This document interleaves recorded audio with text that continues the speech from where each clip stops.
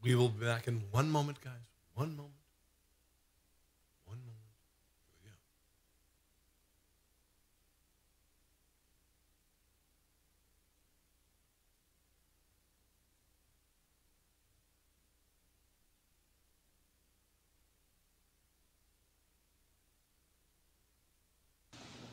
go. Good afternoon, everyone.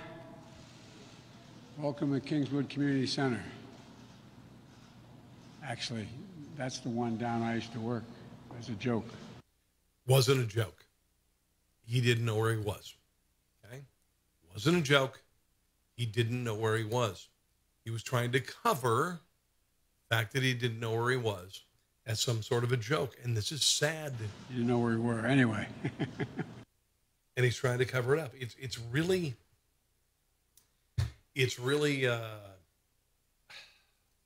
it's stunning and sad because here is someone who is in a state of really severe mental decline. And I would feel bad for him, but I don't like Joe Biden. I think Joe Biden is an ass. I think he's been wrong about everything. But now here he is, after whatever he's done in his life, whether that be molesting interns in elevators or being wrong on everything, here he is. And I don't feel bad for him. I feel really disgusted by people who would push him out as some sort of a viable candidate. Now, here is Joe Biden at a campaign appearance. Do you ever see, I want you to ask you this real quick. This is Joe Biden being led in a campaign appearance. Do you ever see Joe Biden or Donald Trump being led like this? I'm asking you guys. My mother is old. I need to help her walk. She's brilliant. She's sharp as a tack. Don't get me wrong. But when someone is not completely in control of their faculties, they are. Do you want this person to be your president? Watch this. Watch this, please. We're going to survive all the way through this whole thing. Thanks, guys. You are not led like that.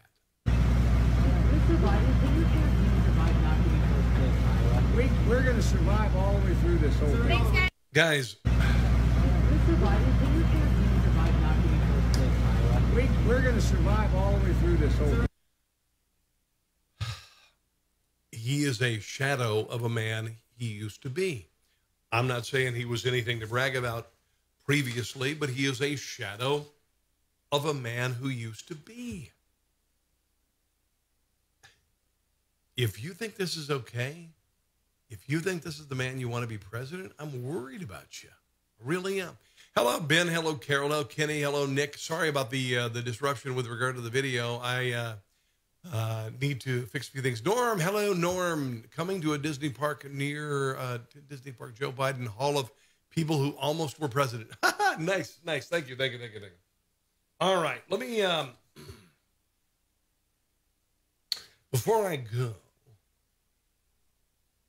oh, this is just unbelievable, okay? This is unbelievable. Now, you and I are dealing with, maybe you have children or grandchildren or whatever, going to school, and there's debate about your kid going back to school. I want my daughter to go back to school. I want my son to go back to school. I am not freaked about COVID affecting them, killing them. I'm not affected. It's going to be fine. But I want you to think about this. In the 1960s, there were Democrats who wanted to keep kids from going to school. The same thing is happening in 2020 for political reasons. The only reason that kids are not going to be allowed back to school in many districts is to foment the fear and keep it going past the election. Teachers' unions are in bed with Democrats. They are. They want to keep kids out of school because this will foment the fear. Foment the blame. Donald Trump is causing all of this. The reason why this is happening, the reason why your kid is not in school is because of Donald Trump. It's nonsense. Like the masks. They're nonsense. They are a daily reminder of the fear you should feel about a virus that kills about as many people as the flu. This is from a Florida school district, the Manatee School District. I want you to watch this. This is not America. This is not the planet we live on. And if you're down with this, you are out of your goddamn mind. You are out of your goddamned mind. Here is a video from the Manatee School District about how kids are going to go. This is your kids in prison, for Christ's sake. Even though the virus is not transmittable, there has never been a single case of a teacher getting coronavirus and dying from a kid in school. It is nonsense. The school district of Manatee County is committed to keeping students and staff safe as they return to schools for the 2020-2021. These are the videos they force people to watch in China and North Korea and Cuba. School year. Students are scheduled to return to school on August 17th. The reopening plan represents the hard work of... Dear God in heaven, look at the teacher there. Look at the teacher in the goddamn mask, wearing rubber gloves, attempting to teach a child. Dear God. Parents, district leaders... How messed up are these kids going to be when they grow up? ...leaders and educators who work together to develop comprehensive plans to ensure a... If the virus is this deadly, why are you in the same room? What are you going to do? What is going to guarantee that you wearing a plastic face shield is going to protect that kid? Are you out of your nut? Safe return to school. Social distancing will be adhered to in all shared spaces, including classrooms. This is stupid. Children go to the bathroom. They might come within 2 feet of each other. They might go to the lunchroom. They might come within 2 feet. Do you recognize the absurdity of this? Do you recognize the effing insanity of this? Hallways and cafeterias. Here's where it gets very prison-y. Every effort will be made to put as much distance between students as possible. Face mask or shield cover. If you are down with this, you are mentally effing ill. You are mentally ill. If you think this is okay, you are George Orwell's 1984. You are dystopian, the dystopian future of the planet seen in movies. If you're down with this, you are sick. You are sick. Are required to be worn inside all My God in heaven. schools and district buildings. Coverings should follow dress code guidelines. This is North Korean propaganda. Are you seeing the kid, the thumbs up? I'm okay with this. I'm okay with this. Cloth masks will be provided to each student. Cloth masks do dick through their schools. Children will be randomly screened for signs of illness. Temperatures may be taken as they board the bus and enter school. Dear God. Employees are required to have temperature checks daily upon arrival. All frequent touch points such as tabletops, doorknobs, and faucet handles. This is such bullshit. This is such bullshit. This is treating this virus like it is anthrax, and it's not. As well as desks and chairs will be cleaned and sanitized daily. All schools will be deep cleaned on Wednesdays, and frequent hand washing will be part of the day. Meals will be prepackaged to limit exposure. Students will be seated to ensure social distancing. Outdoor seating will... Are you watching this? Do you think this is okay for kids? In the history of mankind? In the history of mankind? When has this happened? Are you out of your goddamn mind? Will also be used where available. All food services areas will be cleaned and sanitized daily. For more information, we invite you to review the Return to School plan in the Reopening Schools 2020 section of the school district's website. You know what? F you. F you in this nonsense. This panic-mongering nonsense that will disappear after Election Day. It will disappear after Election Day. Dear God in heaven. Nonsense! And it's driving people insane. This is a woman named Rolex Karen. They're calling her Rolex Karen. She is at a Target, okay? She is a PR executive, Melissa Ryan Lively, who filmed herself destroying a rack of face masks in Target. She regrets it now because her husband is leaving her. She had a mental breakdown. Do you know why? Do you know why people have mental breakdowns on airplanes? Do you know why people try to grab the escape door on an airplane? Because we've been driven effing insane by the thought of terrorism on airplanes. Oh, by the way, where's all the terrorism? Where are all the attacks? Where are all the Al Qaeda attacks? Where are all the bombings? Where are the Muslim bombings around the world? Have you noticed they've kind of gone away because we have a president with balls? Have you noticed that? Just real quick. Have you noticed any bombings? Have you noticed any terrorist attacks on anything in America? Have you noticed it? Any of our military bases around the world? Why is that? Why is it? Have you noticed hundreds of troops dying in Afghanistan or Iraq? Have you noticed any of that, kids? Have you noticed any of it? Because it's not happening. You know why? Because we have a president who kicks effing ass. Here is Rolex Karen being driven insane at Target. Finally, we meet the end of the road. I've been looking forward all my life. So, Target, I'm not playing any more games. Over. All over. This over. This over. This over. This over. This over. This over. This over. This over. This. Do you not blame people for reaching a breaking point when you see school videos like I just played you and people wearing masks every effing place they go? Do you not blame people for just going a little goddamn nuts? It's over. Yay! This over. Woo! Yeah! So My God. you know, off my The hell? I don't want any of that. Get that out of here. No, I'm not doing it. I'm not doing it. I'm not doing it. No, I'm not doing it. We don't want any of this anymore. This is over. No. No. Gee, why? Why? You let everybody else do it. You let everybody else do it. Why I can't do it? Because I'm a blonde. Do you blame people for being a little nuts? Unreal, guys. Dear God in heaven. So let's move on. Let's move on. Ellen DeGeneres apparently is saying that she's going to quit her show. I like Ellen. She puts forward a facade that is likable. She does nice things for her audience. She gives people stuffed animals and maybe buys them cars when they need it. Oprah Winfrey did the same thing. Rosie O'Donnell did the same thing before she became a giant, flaming, pathetic political a-hole.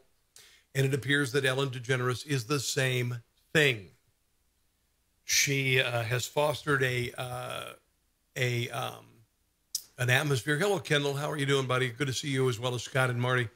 Ellen DeGeneres has fostered a toxic work atmosphere where you can't look at her. We've seen this with other celebrities like Mariah Carey, where they become so big that they can't look at people around them. They are just awful people.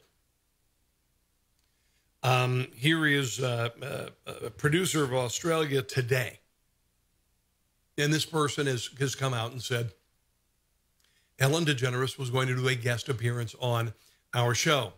And it was bizarre because she has a very controlling air about her. You cannot, if you work with her, you cannot look at her. You cannot talk to her. I've seen this sort of, I don't know what this scenario or this syndrome is called, but when people gain a certain modicum of fame, that they suddenly are so separated from others, they do not want anything to do with them. I saw this in Washington, D.C. with a radio personality in mornings at Mix 107.3 who would not do appearances because he thought they were beneath him. But let's not go there. Here's the producer of Australia's Today Show talking about her experience with Ellen DeGeneres. We walk in, and then the Ellen Show, there was a lot of them. There was a lot of people there. Anyway, the producers called us aside and said, okay, this is how it's going to work here this morning. Ellen's going to arrive at, 10:15, and she'll be sitting in this chair here, and Richard, you'll be sitting in this chair here. Now, Neil, no one's to talk to Ellen. So you don't talk to her, you don't approach her, you don't look at her. She'll come in, she'll sit down, she'll talk to Richard. Then Ellen will leave. We'll give. Wow, I'm serious.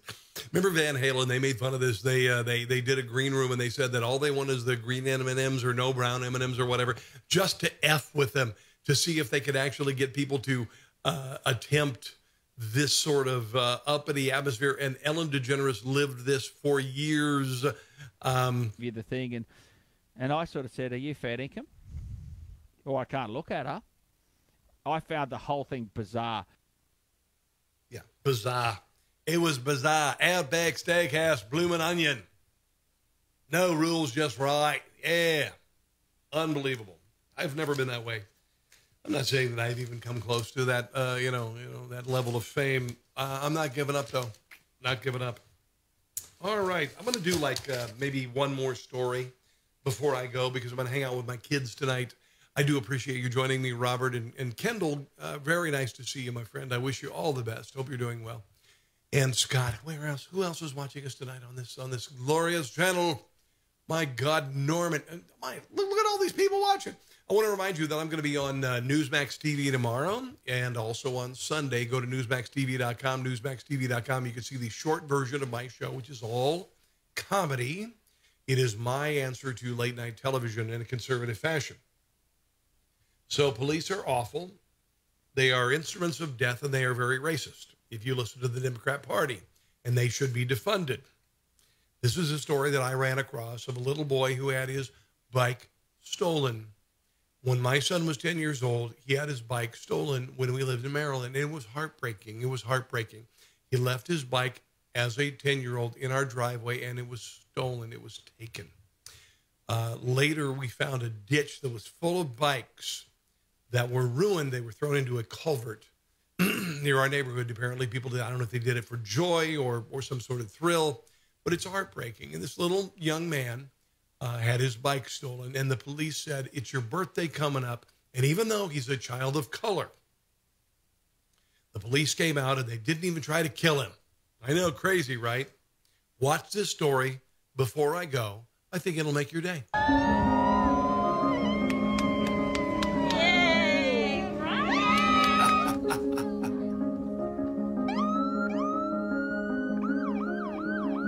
Wait a minute, he's a black kid and he's not hiding. How is that possible?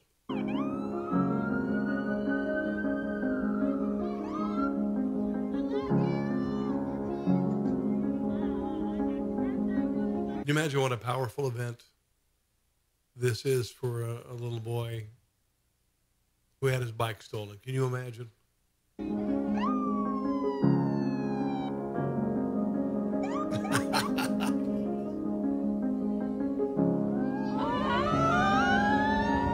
There's the bike.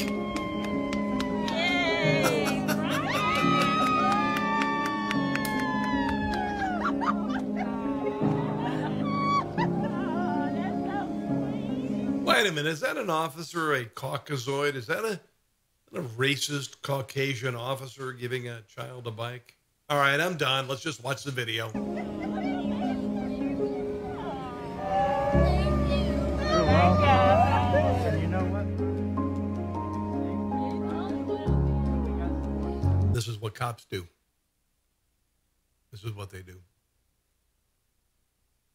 They confront horrors that you and I would never imagine. Car accidents, physical abuse, saving children from drowning, and saving a little boy who lost his bike.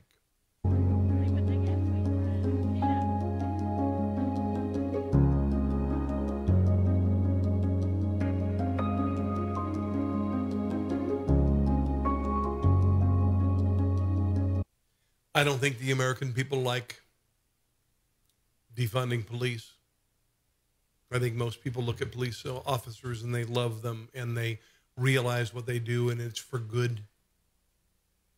I think the American people don't like to see statues torn down, and they don't like people kneeling during the national anthem, and they don't like people wrecking the country and its history, and they don't like anarchy, and they don't like violence, and they don't like cities burning. And when this comes to the election in November, the Democrat Party, if they embrace all of this, they're going to go to hell in a handbasket. They are going straight to hell, and they should. Be strong if you believe in the country and its founding. Be strong if you don't give a shit about the color of someone's skin. Be strong if you believe in helping other people. Be strong if you say bullshit on the violence happening in these cities and the anarchy. Be strong and realize that all of us are here and we believe in good.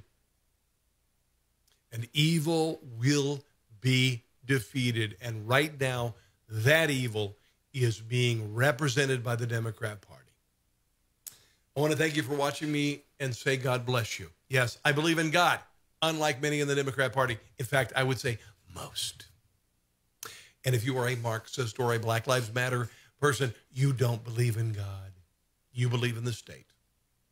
And you are a tool. And you're going to get your ass handed to you in November. All right, time for me to go. See you guys. Have a great evening. I'm going to cook for my kids and hang out. If you would like to check me out on Facebook, obviously Rob Carson or Rob Carson Show. On Twitter at Rob Carson. On my YouTube channel, if you wouldn't mind, please, Rob Carson Show. And order a T-shirt from right up there. Okay? See you guys. God bless you. See you soon. I'll see you Sunday morning. I'll be back here Sunday morning. And also tomorrow on Newsmax TV and Sunday. Bye.